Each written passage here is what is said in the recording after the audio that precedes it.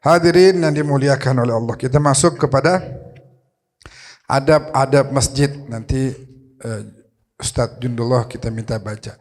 Masjid itu adalah rumah-rumah Allah. Masjid ada banyak. Di atas muka bumi ini nggak kehitung dah berapa jumlahnya. Kita ke Lombok aja tuh, Lombok katanya tempat 1000 masjid gitu, karena banyak masjid di sana. Masjid yang paling mulia masjid apa? Yang pertama tentu Masjidil Haram. Itu yang ada di mana? Mekah. Yang ada di Mekah. Yang kedua itu Masjid Nabawi yang ada di Madinah. Yang ketiga Masjid Al-Aqsa. Ya. Jadi pertama Masjidil Haram. Kalau kita sholat di Masjidil Haram, pahalanya 100.000 kali lipat dibanding di masjid lain. Nah sekarang kita sholat di rumah sini, di rumah siapa aja dah, rumahnya Wahyu, rumah semua nih, ama di masjid, bedanya udah jauh. Misalnya biarpun rumah kita berdempetan sama masjid, ini rumah kita, satu tembok nempel sebelahnya masjid, tetap sholat di rumah ama di masjid beda. Karena itu rumah Allah, ini rumah kita, beda. Lah ini di Masjidil Haram 100.000 kali lipat dibanding masjid-masjid yang lain. Sholat di Istiqlal udah cakep banget tuh. Tapi kalau sholat di Masjidil Haram 100.000 kali lipat. Tentu bukan berarti ya udah sholat di Masjidil Haram udah nggak usah sholat lagi dah. Jangan begitu. Nanti nggak sholat yuk. Nah, gue udah sholat 4 hari kemarin di Masjidil Haram. Udah cukup sampai ratusan tahun. Enggak begitu. Itu pahalanya aja, kewajibannya tetap ada. Di Masjid Nabawi. Kan kalau di Masjidil Haram tuh salatun fi masjidi hada, salat di Masjid Nabawi kata Nabi, itu min alfi salatin mimma siwahu minal masjid. Salat di Masjid Nabawi, masjid saya nih, Nabi bilang lebih afdal 1000 kali dibanding masjid yang lain, kecuali Masjidil Haram itu 100.000 kali lipat. Jadi nomor 1 Masjidil Haram, nomor 2 Masjid Nabawi, nomor 3 Masjidil Aqsa yang ada di Palestina. Farajallahu an ikhwanina fi Palestin. Semoga Allah berikan kemenangan segera buat saudara-saudara kita di Palestina. Amin. Ya Rabbal Alamin. Terus setelah itu ada masjid-masjid lain yang juga punya sejarah. Misalnya masjid pertama yang dibangun dalam Islam, Masjid Quba yang ada di Madinah. Ada nggak spesialnya nih masjid? Ada. Cang Jenal kemarin belum lama ngerjain. Apa katanya di situ? Man tatahhara fi baitihi thumma ata Masjid Quba fasala fihi salatan falahu ka ajri umrah au kama qala sallallahu alaihi wasallam. Siapa orang ngambil wudu dari rumahnya, dari tempat tinggalnya di Madinah, di hotel misalnya, atau yang tinggal di Madinah di rumahnya masing-masing, ambil wudu di rumah, terus dia datang ke Masjid Quba, sholat 2 rakaat, maka baginya seperti pahala orang mengerjakan umroh. Bayangin. Jadi orang kalau di Madinah enak, ngapain ya? Ke Quba sholat 2 rakaat, pahalanya udah kayak umroh, iya kan? Masjid Quba. Masjid apa lagi yang bersejarah? Kalau di Madinah ada Masjid Al-Ghamamah. Belum lama kita pernah jelasin di sini apa itu Masjid Al-Ghamamah. Ada lagi masjid di Mekah namanya Masjid Jin. Dalam Al-Quran Allah bilang, Qul uhiya ilayya annahu istama'a nafarun minal jin faqalu inna sami'na qur'anan ajaba. Itu di masjid itu Nabi pernah bawa tentang ayat-ayat Quran, ada jin dengerin. Nah, terus ditaruh di Al-Quran tuh surat Al-Jin ayat pertama, bahwa ada golongan jin dengerin ayat-ayat Quran yang lagi Nabi ajarin. Faqalu inna sami'na qur'anan ajaba. Kami mendengar ini Al-Quran yang istimewa ini. Ya, ayat-ayat yang dilantunkan, kemudian mereka beriman kepada ajaran Islam. Jadi ada banyak sejarah-sejarah tentang masjid, tempat kita ibadah. Masjid ini tempat kita ibadah. Dan kita semua tahu bahwa siapa orang yang demen ke masjid itu jaminan iman. Ada orang bolak-balik ke masjid. Kalau bahasanya Nabi, apa beliau bersabda, "Idza ra'aitumur rajula ya'tadul masajida fashhadu lahu bil iman." Ada orang, wah dia ke masjid mulu, sholat, rajin begitu. Berarti apa? Berarti mau ngadem kali di masjid ya? Enggak, jangan gitu. Mau sholat, mau ngaji. Nah itu Nabi bilang itu tanda orang beriman. Orang beriman balasannya di mana? Orang beriman balasannya di akhirat. Jangan kemudian kita bilang, ini Ustaz Jamil, saya roman-romannya udah sering banget ini ke masjid. Cuman rezeki seret-seret aja, ini bagaimana sih? Misalnya begitu. Karena memang jaminan balasan orang yang beriman, beribadah emang bukan di sini.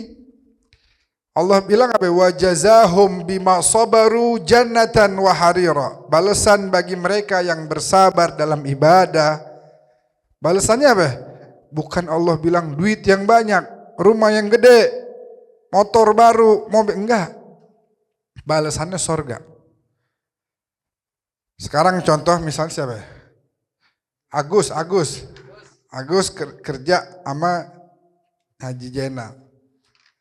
Jadi kasih tahu, ntar gajian tanggal berapa Gus biasanya Gus?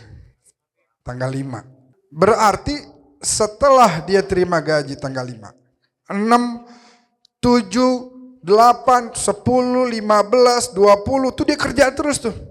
Nggak bisa dia bilang, Cang Haji, mana duit dong? Lah kan udah dibilangin entar tanggal 5, duitnya entar bukan sekarang. Ente kerja, cuman duitnya bukan sekarang, entar tanggal 5. Allah begitu. Kita beribadah di dunia bukan sekarang balasan. Jangan kita ngeluh. Emang bukan di sini balasan orang beriman. Kalau di sini mah kagak ada ceritanya tuh.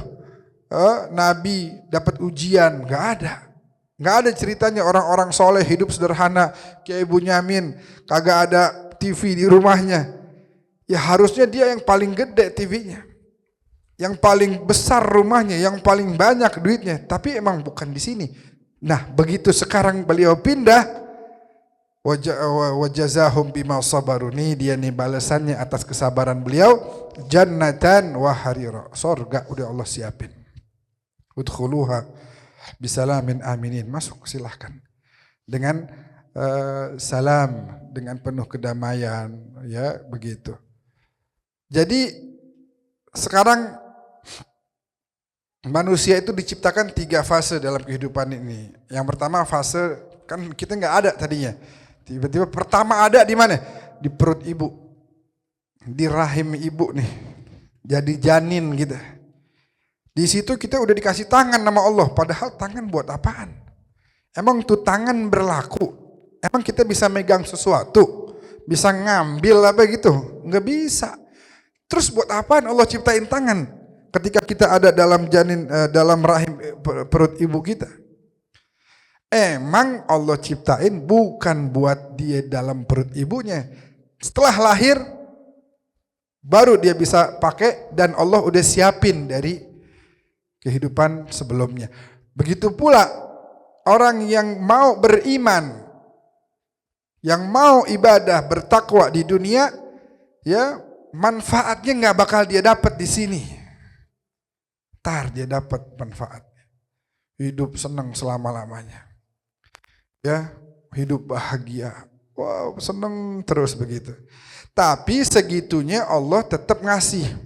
Kadang-kadang Agus kalau lagi bagus, jangan-jangan lagi ngeliatin, wah cakep nih. Kadang-kadang ngasih bonus. Bisa buka nggak harus tanggal 5, tanggal berapa aja bisa. Begitu pula Allah. Kadang-kadang kita nih suka dikasih bonus. Kasih tambahan, kasih rezeki. Ya. Hidup sehat, makan ada, ya, bisa nikah, punya tempat tidur yang nyaman buat istirahat, ada kendaraan. Itu semua bonus. Bonus. Silahkan kita doa yang banyak. Doa minta rezeki juga boleh. Ntar biasanya Allah kasih bonus. Nah, kalau kita punya doa belum diijabah di dunia, ntar di akhirat kita bakal terkaget-kaget. Ada satu riwayat bilang ada orang begitu di akhirat bilang, ya Allah, ini amal saya nih. Oh iya nih, ini doa-doa yang tempo hari. Kan ente saban habis sholat angkat tangan. Ya Allah mau nih, ya Allah mau itu. Bener gak? Iya bener ya Allah. Dapat semua gak? Belum sih. Nah nih yang belum nih. Jadi kayak begini nih. Jadi pahala yang besar. Jadi anugerah yang begitu indah. Sampai dalam riwayat diceritakan orang itu ngomong apa? Tahu begini mah, mendingan doa-doa saya gak usah diijabah kemarin di dunia. Di sini aja nih, Masya Allah begitu. Jadi jangan kita kecewa kalau kita punya doa belum diijabah di dunia. Adabul masajid. Siapa orang yang menggantungkan hatinya, menjadikan hatinya terpaut selalu dengan rumah-rumah Allah, maka dia akan mendapatkan naungan, perlindungan kelak di hari kiamat. Dan sebagaimana disebutkan dalam hadis bahwa dia akan meminta untuk berjalan ke arah masjid dengan penuh kerinduan dan rasa tenang serta wibawa yang begitu tinggi. Masuk masjid kudu ingat ini caranya Nabi. Masuk dengan memulai kaki kanan, dalam melangkah masuk ke masjid pakai kaki kanan. Dan bersihkan kakinya. Sebelum masuk ke masjid, kita masih di luar nih, begitu lepas sendal, kita bersihin kaki kita, jangan di bawah kaki ini kotor. Jangan sampai nih debu, kotoran, tanah masuk ke masjid, bersihin dulu. Dan kemudian Nabi ajarin kalau masuk masjid baca apa ya? Allahumma ftahli abwaaba rahmatik. Kemudian kita dianjurkan untuk membaca salat tahiyat, begitu masuk salat tahiyat. Sama jangan lupa baca salam. Kalau masuk masjid baca walau khalal masjidu minan nas, sekalipun di masjid kagak ada orang. Wahyu masuk ke masjid, kagak ada orang. Jangan diem aja. Assalamualaikum. Ya, jangan kaget kalau ada yang jawab yuk. Marbot ngumpet, bukan siapa-siapa. Marbot ngerjain belakang mimbar. Waalaikumsalam.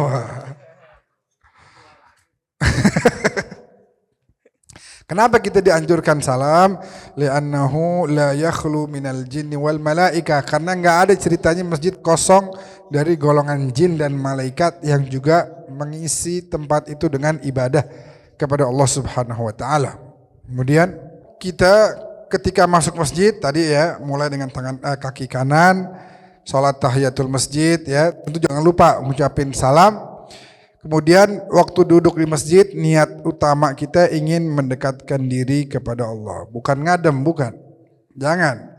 Niat utama adalah ke masjid mau mendekat kepada Allah, wa muraqabatillahi ta'ala, dan pengen istilahnya kita diawasi selalu oleh Allah, dipandang selalu oleh Allah Subhanahu wa taala. Wal iktsaru min dzikrihi, perbanyak zikir. Masuk ke masjid, perbanyak baca subhanallah, subhanallah, alhamdulillah, alhamdulillah, Allahu akbar, la ilaha illallah. Itu banyakin. Wa habsun nafsi ani syahawat. Jiwa kita kurung dulu. Jangan sampai terpancing dengan syahwat-syahwat. Ya, kalau di masjid nggak ada tuh. Urusan syahwat di luar masjid nanti. Ya, kalau di dalam masjid jangan kepikiran apa-apa dulu. Fokusnya adalah ibadah. Itu tempat dibangun buat ibadah. Wajtinabul khusumah, tinggalin, hindarin berantem, debat, ribut, mujadalah, debat gitu. Jangan.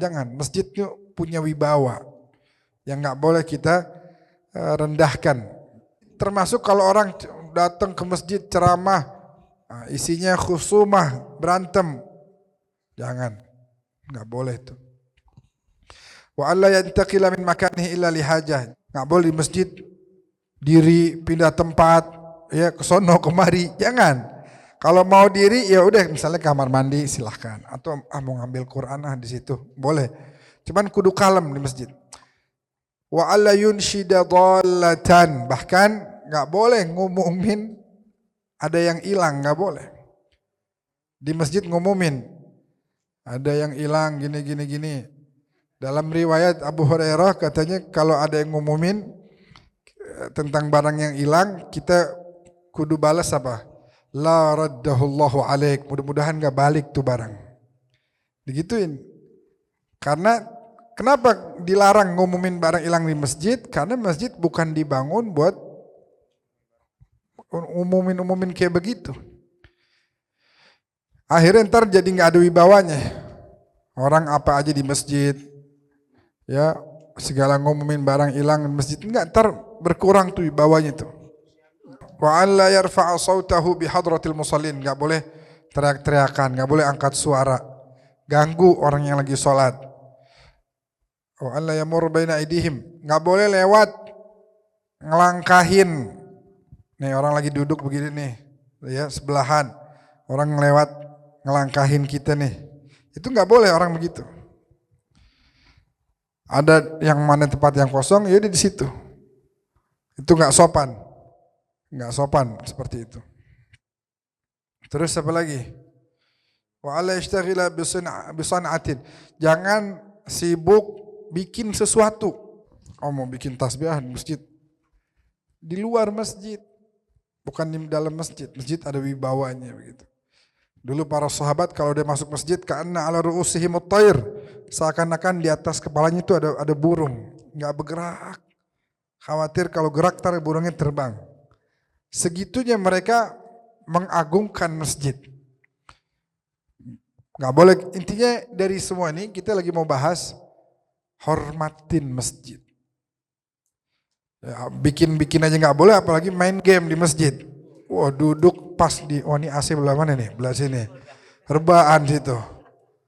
Bang, ada wifi nggak di sini? Waduh, main game. Wala yakhudha fi kalam ahli dunia. Jangan sampai kita masuk ke dalam omongan urusan dunia. Jangan. Ngomong sama sebelahnya nih. Habis Assalamualaikum warahmatullahi wabarakatuh. Assalamualaikum warahmatullahi. Lo ada objekan apa sekarang nih? Gitu. Ada objekan apa? Jangan di luar masjid, di luar masjid. Sebab apa? Ada ancaman dalam hadis, ya'ti fi akhir zaman.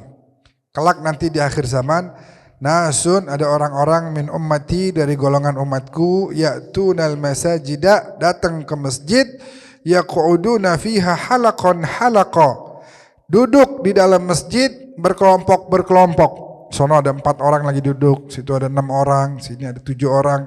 Ngapain? Dzikruhumud dunya wa hubbud dunya. Omongannya semuanya kaitan dengan dunia. Berurusan dengan kegiatan yang sifatnya duniawi, cinta sama dunia.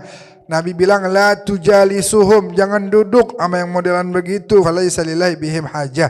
Allah enggak perlu sama orang yang modelan kayak begitu. Kalau mau keluar dari masjid udah rapi, udah sholat, ya, antum sebisa mungkin sholat sunnah jangan ditinggalin. Kalau mau Jumatan masuk, ya jangan langsung duduk, sholat dulu tahiyatul masjid. Begitu azan, sholat qobliyah. Habis Jumatan, ba'diyah. Begitu pula sholat-sholat yang lain. Begitu mau keluar dari masjid, udah rapih nih semua, dianjurkan untuk memulai melangkahkan kakinya saat mau keluar itu dengan kaki kiri. Terus kalau mau keluar masjid, mau pakai sendal, kita keluar kaki kiri, berarti kiri dulu gitu yang pakai sendal. Nah, gimana caranya? Dijelasin di sini. Wa an yadha'aha ala dhahri na'lih. Yang kiri begitu keluar taruh di atas sendalnya. Diinjak tuh sendal pakai kaki kiri kita. Kan keluar kiri dulu.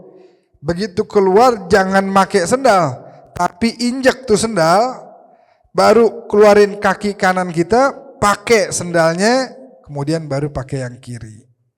Gitu. Bisa dimengerti? Kemudian pada saat keluar baca Allahumma inni as'aluka min fadlik. Kemudian lanjut.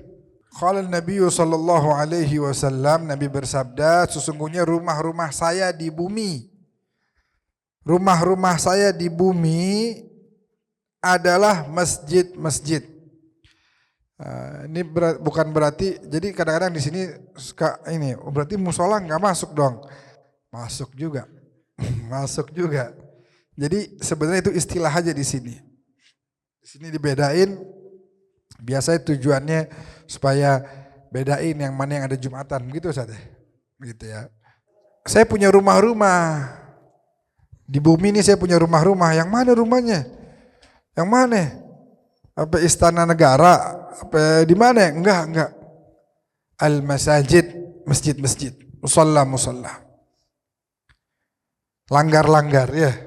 Langgar-langgar termasuk. Wa inna zuwari fiha umaruha, dan orang yang datang ke rumah saya itu berarti dia berziarah, nyambangin saya. Orang yang datang memakmurkan masjid ya, sesungguhnya berkunjung kepada saya adalah orang-orang yang memakmurkannya, memakmurkan masjid. Orang datang ke masjid berarti dia lagi bertamu. Sebab rumah Allah yang jamu dia. Kita datang ke rumah Cang Jenal nih hari, beliau jamu kita, dikasih air ya kan, kasih tempat yang nyaman buat duduk, begitu.